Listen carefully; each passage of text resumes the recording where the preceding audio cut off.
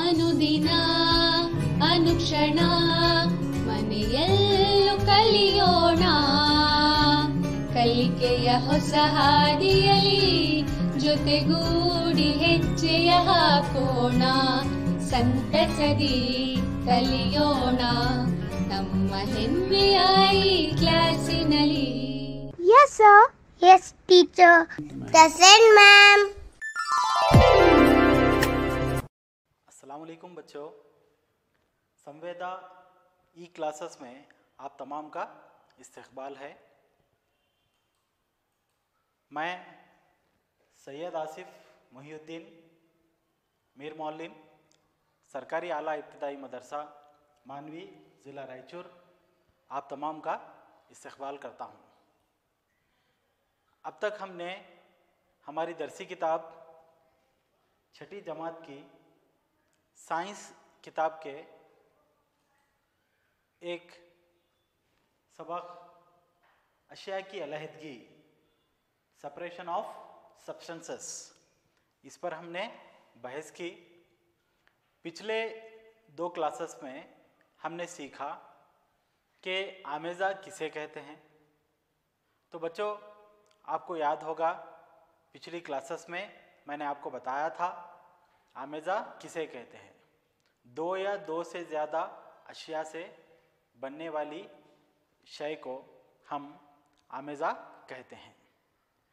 इन आमेज़ा में मौजूद अशिया को हम अलहदा कैसे कर सकते हैं, कई सारी मिसालों के ज़रिए से मैंने आपको समझाने की कोशिश की थी और कई सारे मिसालों के ज़रिए से हमने इसको समझने की कोशिश की थी। जैसे मिसाल के तौर पर चावल में मौजूद कंकर, धूल, दाने वगैरह, ये सब मिलाकर एक आमेज़ा बनते हैं। तो इस आमेज़े से हमें गैर ज़रूरी अशिया को निकालना बेहद ज़रूरी होता है। ठीक है, तो इसी तरह से चाय की पत्ती, ये भी एक तरह का आमेज़ा है। तो बहुत तरह के आमेज़ा हम अपने रोज़मर्रा ज़िंदगी में इस्तेमाल करते हैं।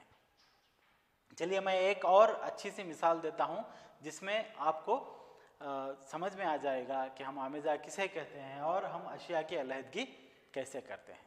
जैसे मैंने शुरू के क्लासेस में, हमारी पहली क्लास में एक मिसाल दी थी मैंने, उसमें मैंने कहा था आपको, इमेजिन कीजिए, फ़र्ज़ कीजिए कि आपके पास एक टोकरी है जिसमें कई सारे फल रखे हुए हैं। तो आप इस कई सारे फलों वाली टोकरी को भी एक आमेज़ा कह सकते हैं जिसमें कई तरह के फल रखे हुए हैं। अगर मैं आपको कहूँ कि इन तमाम फलों को अलहदा कीजिए तो क्या करेंगे आप तमाम सेब को निकाल कर अलहदा से रखेंगे, आप तमाम नारंगी निकाल कर अलहदा रखेंगे, आप तमाम केलों को निकाल कर अलहदा रखेंगे। तो यही क्या है, आमेज़ा से अशिया को अलहदा करना है। तो यही सबक जो है ना हम पढ़ रहे थे। हमने पिछले 2 हिस्सों में, इस सबक के पिछले 2 हिस्सों में हमने पढ़ा कि आमेज़ा से अशिया को हम किस तरह अलहदा कर सकते हैं। प्यारे बच्चों, हमने इसके अलग अलग तरीक़ों को भी सीखा, जैसे विनोइंग, गहना, थ्रेशिंग, गहना, विनोइंग, थ्रेशिंग, हैंड पिकिंग, हाथ से चुनना, ये तमाम तरीक़े हैं जिससे हम आमेज़ा से अशिया को अलहदा कर सकते हैं। ये तमाम तरीक़े, हाथ से चुनना, गहना और फटकना, इन 3 तरीक़ों को हमने इस सबक के पहले हिस्से में डिटेल से पढ़ा है और इसे समझने की कोशिश की है। इसी सबक के दूसरे हिस्से में हमने पढ़ा है तहनशीनी, निथारना और शाबाश तख्तीर। क्या आप इन तीनों मराहिल को रिकॉल कर सकते हैं? जी हाँ बच्चों, हमने देखा कि कोई 2 गैर हल पजीर अशिया अगर मौजूद हैं तो हम इसको तहनशीनी और निथारना और तख्तीर के ज़रिए से उसे अलहदा कर सकते हैं। इसकी कई मिसालें भी हमने पिछली क्लास में देखी। जैसे एक मिट्टी आलूद अगर पानी है तो हम उस पानी से मिट्टी को किस तरह अलहदा कर सकते हैं, इस लिहाज से, इसके ताल्लुक़ से एक तजुर्बा भी हमने पिछली क्लास में किया। हमने क्या किया बच्चों, एक बीकर में हमने मिट्टी आलूद गंदा पानी लिया, उसको हमने तहनशीनी के लिए थोड़ी देर छोड़ दिया। जब तमाम मिट्टी के ज़र्रात जो उसमें मौजूद हैं वो तहनशीन हो गए तो हमने उसे निथारने के ज़रिए से अलहदा किया।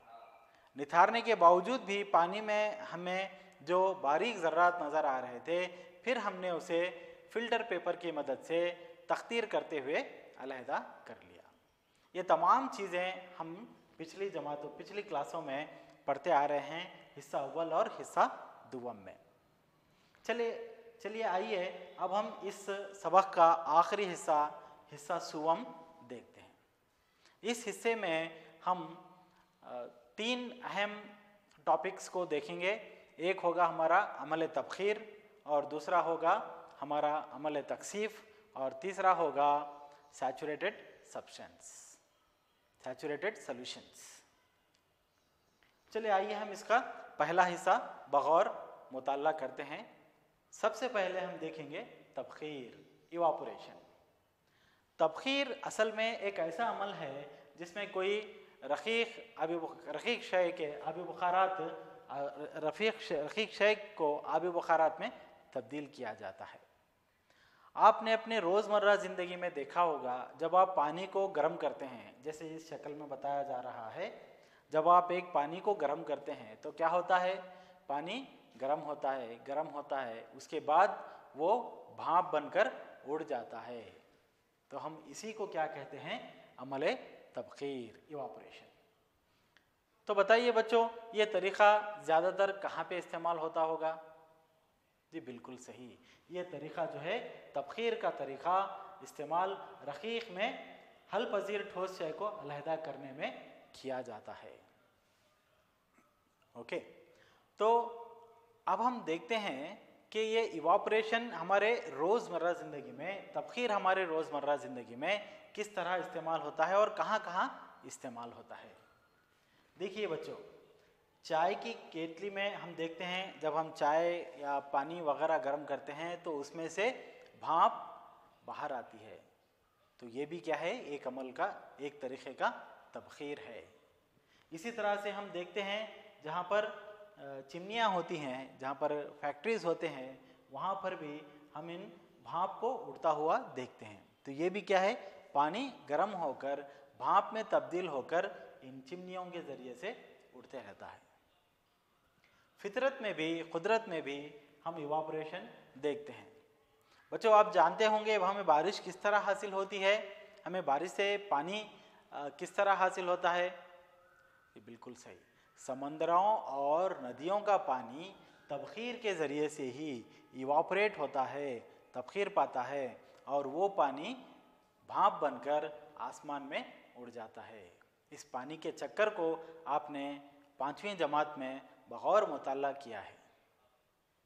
यहाँ पर भी हम उसको तौसील कर कर देख सकते हैं कि नदियों का, समंदरों का, तालाबों का पानी क्या हो रहा है बच्चों, ये तमाम पानी भाप बनकर बादलों में उड़ रहा है, और वही बादल फिर से बारिश बनकर हमें पानी मुहैया करते हैं।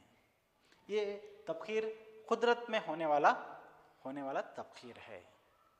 इसे हम रोज़मर्रा ज़िंदगी में भी देखते हैं। तो ये एक बहुत ही अहम तरीक़ा है जिससे हम अशिया को अलहदा कर सकते हैं। आइए अब हम इसके दूसरे हिस्से की तरफ आगे बढ़ते हैं, वो है सैचुरेटेड सॉल्यूशन, सैरशुदा महलूल। इसके लिए एक छोटा सा एक्सपेरिमेंट हम करते हैं, या छोटी सी एक यहाँ पे मैं तजवीज़ बताता हूँ आपको। आप एक छोटा सा टेस्ट ट्यूब लीजिए और उस टेस्ट ट्यूब में थोड़ा पानी लीजिए। एक इम्तिहानी नली, एक टेस्ट ट्यूब लीजिए जैसा कि यहाँ पे तस्वीर में बताया गया है, और उस टेस्ट ट्यूब में थोड़ा सा पानी लीजिए। इस टेस्ट ट्यूब में जो कि पानी आप रखे हुए हैं, इसमें जो शक्कर के थोड़े दाने डालते जाइए और उस टेस्ट ट्यूब को हिलाते जाइए।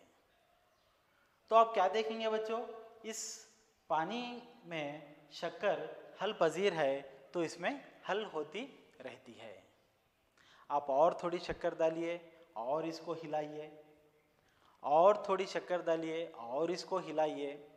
इस महलूल में तमाम शक्कर हल होती हुई आपको नज़र आएगी। ये शक्कर आपको हल होती हुई नज़र आएगी, हल होती हुई नज़र आएगी, हल होती हुई नज़र आएगी।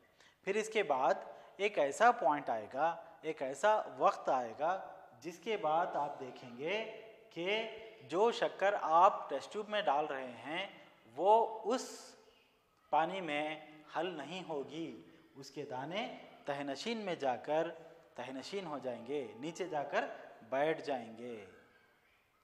ओके, तो इसको हम क्या करेंगे, सैचुरेटेड सॉल्यूशन, सैर शुदा महलूल, यानी अब इसकी हल करने की कैपेसिटी बंद हो गई है, ख़त्म हो गई है।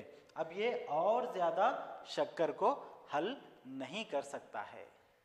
अब इसे मज़ीद और ज़्यादा अगर आप शक्कर डालेंगे तो वो भी जो है ना उसमें हल नहीं होगी। ये एक्स्ट्रा जो है ना आप उसमें शक्कर डाल रहे हैं। आइए इसकी अब हम तारीफ़ की तरफ देखते हैं और इसको समझने की कोशिश करते हैं। सैर शुदा महलूल एक ऐसा महलूल है जिसमें शय की मज़ीद मिक़दार हल ना हो सके। तो सैर शुदा महलूल यानी एक ऐसा महलूल जिसमें अगर आप और कोई शय डालेंगे तो उसमें हल होना मुश्किल है। बहुत सा सिंपल सा एक प्रोसेस है, ये सिंपल सा एक सोल्यूशन है, सैर शुदा सोल्यूशन, सैर शुदा महलूल, सैचुरेट, अंग्रेजी में हम इसको कहेंगे सैचुरेटेड सोल्यूशन। इसकी और एक मिसाल यहाँ पे हम देख सकते हैं कि जो महलूल जिसमें सैचुरेशन आ गया सो है, वो महलूल में अगर आप और शय अगर इसमें मज़ीद हल करेंगे तो वो हल नहीं होगी। इन तीनों तस्वीर को आप गौर से देखिए, आप महसूस करेंगे कि इसमें जो शय हमने इसमें मिलाई है वो तकरीबन इसमें हल हो गई है, यहाँ पर तकरीबन हल नहीं हुई है और थोड़े शय यहाँ पे मौजूद है। मगर इस शक्ल में आप देखेंगे कि जो शय हम इसमें मिला रहे हैं, जो सल्यूट पार्टिकल्स अब हम इसमें मिला रहे हैं, वो बहुत सारे मौजूद है। ये हमारे लिए एक सैर शुदा महलूल है। ठीक है बच्चों, आइए अब हम नेक्स्ट कॉन्सेप्ट की तरफ बढ़ते हैं। जो हमारा नेक्स्ट कॉन्सेप्ट है वो है कंडेंसेशन, अमले तकसीफ। एक सिंपल मिसाल मैं आपको देना चाहता हूँ प्यारे बच्चों। आपने अक्सर देखा होगा जब आपके अम्मी किचन में खाना बनाते हैं, चावल बनाते हैं, तो आपने देखा होगा चावल बनने के बाद उसका जो ढक्कन होता है, अगर आप उस ढक्कन को खोलते हैं तो उस ढक्कन के नीचे पानी की बारीक बूंदें लगी हुई होती हैं। क्या आपने कभी इसको महसूस किया है? वो पानी की बारीक बूंदें, वो पानी की बारीक खतरे उस ढक्कन की तह पर कैसे आए? क्या आपने कभी इसको गौर किया है? जी हाँ, बिल्कुल सही। खाने में या उस चावल में मौजूद जो पानी की ज़र्रात थे, जो पानी था, वो पानी जब हमने इसको गर्म किया, जब हमने उस खाने को पकाया, चावल को पकाया, तो उसमें मौजूद पानी गर्म हो गया और वो गर्म पानी जो है आबी बुखारात बनकर, भाप बनकर उड़ता चला गया। वो भाप, वो आबी बुखारात जो उस कंटेनर, उस वेज़ल के ढक्कन में रह गए, वो तकसीफ पाकर फिर से पानी में तब्दील हो गए। ठीक है बच्चों, तो आइए इसके हम तारीफ़ की तरफ देखते हैं। पानी के आबी बुखारात का रक़ीक़ पानी में तब्दील होना तकसीफ, कंडेंसेशन कहलाता है। पानी के आबी बुखारात का रक़ीक़ पानी में तब्दील होना कसीफ कहलाता है। तो यहाँ पे आप तस्वीर में देख सकते हैं कि ये एक बीकर है जिसमें पानी को गर्म किया गया है। पानी भाप बनकर तबखीर पा रहा है, भाप बनकर उड़ रहा है, मगर पानी इसी भाप के कुछ ज़र्रात इस कंटेनर में यहाँ पर लगे हुए हैं। तो दोनों अमल यहाँ पे हम इस तस्वीर में देख सकते हैं। एक अमल तो हम ये देख सकते हैं कि यह है तबखीर, और तबखीर के साथ साथ हम इसी तस्वीर में तकसीफ को भी देख रहे हैं। ठीक है बच्चों, तो हमने देखा किस तरह हम तबखीर और तकसीफ दोनों एक दूसरे से जुड़े हुए अमल हैं। ठीक है बच्चों, तो आइए हम इसके अगले हिस्से को देखते हैं। इसका अगला हिस्सा क्या है, हम कैसे इन तीनों चीज़ों को मिला सकते हैं। देखिए इस कंटेनर में, इस तस्वीर में आप देखिए चाय को भी हम गर्म कर रहे हैं, मगर इसके आबी बुखारात इस चाय के कंटेनर को अंदर से लगे भी हैं। ये किस अमल की वजह से हुआ है, ये तकसीफ की वजह से हुआ है। ठीक है बच्चों, चलिए हम इसके ऊपर थोड़ी सी एक मशक कर लेते हैं। मैं सवालात पढ़ूंगा, आप इन सवालात को लिख लीजिए और इसके जवाबात देने की कोशिश कीजिए। दूध से खाली जगहों को पुर कीजिए। दूध से मलाई को अलहदा करने का तरीका डैश की एक मिसाल है। तो दूध से जो हम मलाई अलग करते हैं वो कौन से अमल की मिसाल है, वो आपको बताना है। इसी तरह से समंदर के पानी से नमक को डैश तरीके से हासिल किया जाता है। तो आपको ये भी बताना है कि समंदर के पानी से नमक को कौन से तरीके से हासिल किया जा सकता है। पानी के आबी बुखारात का रकीक पानी में तब्दील होना डैश कहलाता है। तो बच्चों इसका जवाब भी आपको लिखना है। पानी के आबी बुखारात का रकीक पानी में तब्दील होना डैश कहलाता है। ठीक है बच्चों, तो ये था हमारा सबक अशिया की अलहदगी। तो चलिए बच्चों, इस सबक से रिलेटेड जो चीज़ें हमने अब तक पढ़ी हैं हिस्सा अव्वल में, जो चीज़ें हमने अब तक पढ़ी है हिस्सा दुवम में, और जो चीज़ें हमने अब तक पढ़ी हैं हिस्सा सुवम में, इन तमाम चीज़ों का हम लोग एक थोड़ा सा यादा कर लेते हैं। आइए बच्चों हम इसका यादा करते हैं। तो आइए बच्चों, जिन तरीक़ों का अशिया की अलहदगी के जिन तरीक़ों का हमने मुताला किया था पिछली जमात में, पिछली क्लास में, उसका हम एक थोड़ा सा यादा कर लेते हैं। पिछली क्लास में हमने सीखा तहनशीनी, निथारना और तख्तीर, सेडिमेंटेशन, डिकेंटेशन एंड फिल्ट्रेशन। बच्चों हमने सीखा कि जब किसी आमेज़ा में पानी मिलाने से इसका भारी जूस तली में बैठ जाता है तो यह अमल तहनशीनी, सेडिमेंटेशन कहलाता है। इसकी शक्ल भी मैंने पिछली क्लास में आपको बताई थी कि किस तरह एक मिट्टी आलूदा पानी अगर आप रखेंगे कुछ देर के लिए, 1 घंटा या उससे ज़्यादा कुछ देर के लिए अगर रखेंगे, तो इसमें मौजूद मिट्टी के ज़र्रात और भारी अज्जा इसकी तह में जम जाते हैं। तो इसी को हम क्या कहते हैं बच्चों, तहनशीनी। सो इसी तरह से बच्चों हमने देखा पिछली क्लास में निथारना। तो जो शय तहनशीन हो चुकी है वो उस बीकर के, जैसे आप इस शक्ल में देख सकते हैं, मिट्टी तहनशीन हो चुकी है और उसकी बालाई सतह पर क्या मौजूद है, बालाई की सतह पर पानी मौजूद है। इस बालाई सतह पर मौजूद पानी को हम आहिस्ता से अलहदा कर सकते हैं। इस अलहदा करने के अमल को हम क्या कहते हैं, निथारना। तो इसमें हम देख सकते हैं इस शक्ल में कि पानी दो शय हैं, एक को हमने येलो कलर यानी पीला कलर दिया गया है और दूसरे को नीला कलर दिया गया है। जो शय इसकी बालाई सतह पर मौजूद है उसको निथारने के ज़रिए से हम अलहदा कर रहे हैं। इस अमल को हम क्या कहते हैं, निथारना। आपस में हल ना होने वाली दो रकीक अशिया के आमेज़ा को अलहदा करने के लिए कुछ देर तक यूं ही रखा रहने दिया जाता है। तो ये दो अलहदा अलहदा परतें तश्कील देती हैं। वो जूस जो बालाई सतह की तश्कील करता है, निथार कर अलहदा कर लिया जाता है। इस अमल को हम क्या कहते हैं, निथारना। तो प्यारे बच्चों, हमने ये भी सीखा पिछली क्लास में तख्तीर के अमल को हमने एक तजुर्बे के ज़रिए से भी सीखा। मैंने आपको एक तजुर्बा भी बताया था जिसमें हमने मिट्टी से उसमें मौजूद मिट्टी पानी से उसमें मौजूद मिट्टी के ज़रिए ज़र्रात अलहदा कर सकते हैं। जैसे मिसाल के तौर पर यहाँ पे आप देख सकते हैं कि तख्तीर के अमल के लिए हमें एक कैफ, एक बीकर और फिल्टर पेपर की ज़रूरत होती है।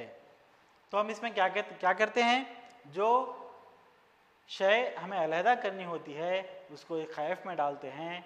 फिल्टर पेपर तमाम गैर ज़रूरी अशिया को जज्ब कर लेता है और इस बीकर में हमें खालिस पानी मिलता है। गैर हल पजीर ठोस और रकीक अशिया के आमेज़ा के अज्जा को फिल्टर पेपर या झलनी की मदद से अलहदा किया जाता है। इस अमल को क्या कहते हैं, तख्तीर कहते हैं। तो प्यारे बच्चों, ये तीनों अमाल जो हैं हमने पिछली क्लास में पढ़े थे और इसी को हमने यहाँ पे इसका यादा किया है। तो चलिए बच्चों, इसको और एक मर्तबा हम देख लेते हैं कि तहनशीनी, निथारना और तख्तीर। तहनशीनी किसे कहते हैं, जब किसी आमेज़ा में पानी मिलाने से इसका भारी जुज़ तली में बैठ जाता है तो यह अमल तहनशीनी कहलाता है। इसी तरह से निथारना किसे कहते हैं, आपस में हल ना होने वाली दो रकीक अशिया के आमेज़ा को अलहदा करने के लिए कुछ देर तक यूं ही रखा रहने दिया जाता है तो ये दो अलहदा अलहदा परतें तश्कील देते हैं। वो जुज़ जो बालाई सतह की तश्कील करता है निथार का अलहदा कर लिया जाता है। इस अमल को निथारना कहते हैं। इसी तरह से तख्तीर किसे कहते हैं, गैर हल पजीर ठोस और रकीक अशिया के आमेज़ा के अज्जा को फिल्टर पेपर या झलनी की मदद से अलहदा किया जाता है। इस अमल को तख्तीर या फिल्ट्रेशन कहा जाता है। ठीक है बच्चों, तो इसके इस थोड़े से यादा के बाद हम एक सरगर्मी अंजाम देते हैं। आइए बच्चों, आपके प्रैक्टिस के लिए मैं एक आपको सरगर्मी देता हूँ। किसी नज़दीकी डेयरी में जाइए और वहाँ दूध से क्रीम को अलहदा करने के तरीक़े के बारे में रिपोर्ट तैयार कीजिए। तो बच्चों, आपको क्या करना है, आपके घर के या आपके मोहल्ले में या आपके गांव में या आपके एरिया में कोई दूध की अगर डायरी है तो वहाँ पे दूध की डायरी में जाना है और आपको जाकर वहाँ से दूध से क्रीम को अलहदा किस तरह हम करते हैं इसकी आपको एक रिपोर्ट तैयार करनी है। ठीक है बच्चों, तो बस इतना कहते हुए मैं आज का इस क्लास को ख़त्म करता हूँ। शुक्रिया बच्चों, आप तमाम इस संवेदा ई क्लासेस से फ़ायदा हासिल करते रहें। हमारे इस क्लासेस को देखते रहिए और इन तमाम चीज़ों को आप घर पर बैठकर पढ़ते रहिए और आपके इस वक्त को अच्छे से अच्छे इस्तेमाल कीजिए। मैं सैयद आसिफ मोहिउद्दीन, गवर्नमेंट उर्दू HPS मानवी, ज़िला रायचूर, आप तमाम को शुक्रिया अदा करता हूँ। अल्लाह हाफिज़।